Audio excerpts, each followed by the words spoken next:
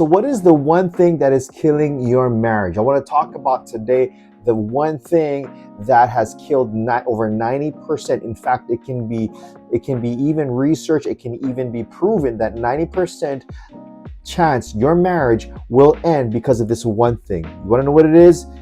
That's what we're talking about today. And I'm going to share with you what you can do to make sure that begins to stop and is weeded out of your marriage. So stay tuned. So what's the one thing that kills marriages? Here it is. Here. The one thing is thinking that you are better than her. Thinking that you're better than her. This is where we begin to, with another, just one word is the word contempt. Contempt is meaning I am better, I'm smarter, I'm quicker, I'm cleaner, I'm more prompt.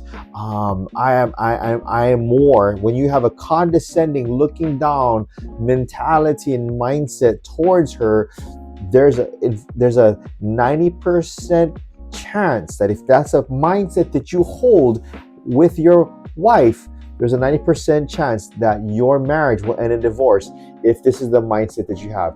Thinking, believing, acting upon this thought that you are better than her. And you can finish off this sentence by I'm better than her when it comes to being on time, in cooking, in cleaning, in finances, in parenting. I'm a better father, I'm a better friend, I'm a better finance person. I bring in more money. When you start thinking that you are better than her, cleaner than her, more stronger, more healthier, more whatever, you can go down the list, and you start thinking like that, we know there's a 90% chance that marriage will dissolve in divorce because of right here. This is the marriage killer. So what do? I want to share with you 3 things that you need to do instead when you have this thought. Maybe you already have this thought already. So what should you do? Here's 3 things that you need to start doing. The first thing is this. Notice the small and good things. And I notice the small things. This are small things that matter.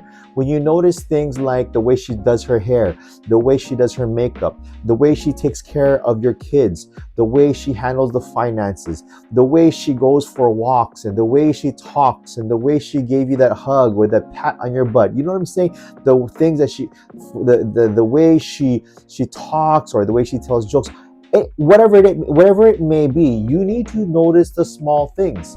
Notice the small things that she does, and that, because what happens is it begins to allow your eyes to catch and hone in on the positive things. Because why? The thinking you're better, you're focusing more on the negative things.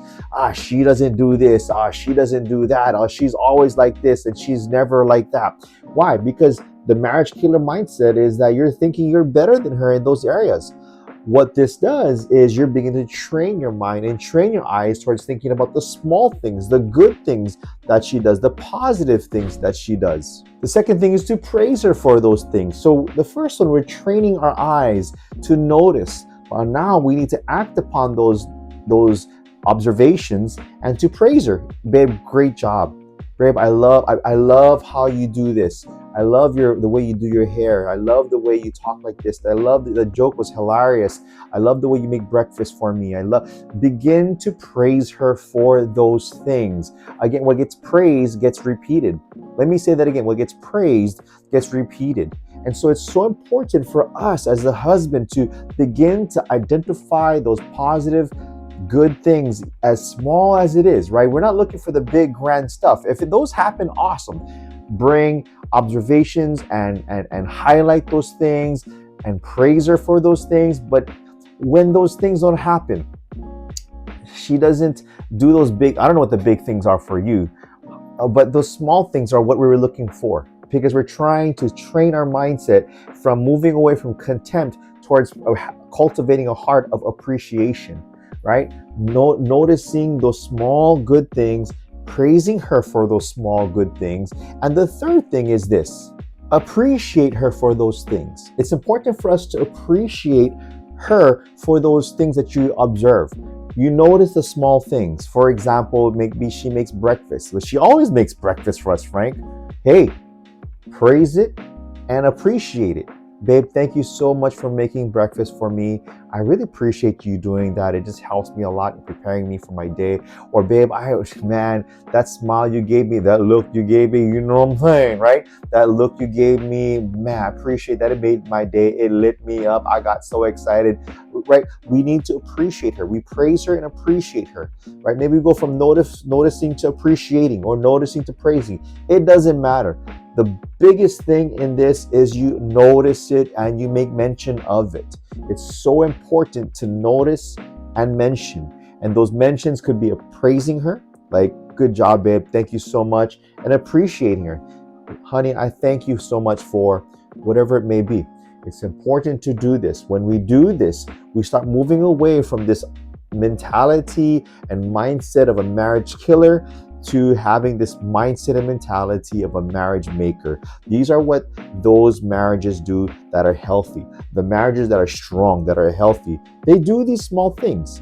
It makes so much difference when we begin to notice, praise, and appreciate. Why? Because these things simply say, I love you. These things tells your wife, I love you.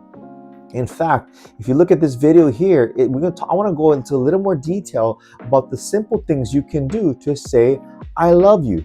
Watch this video. I want to share a little bit more about 3 simple ways to say, I love you. Watch this and I'll see you there.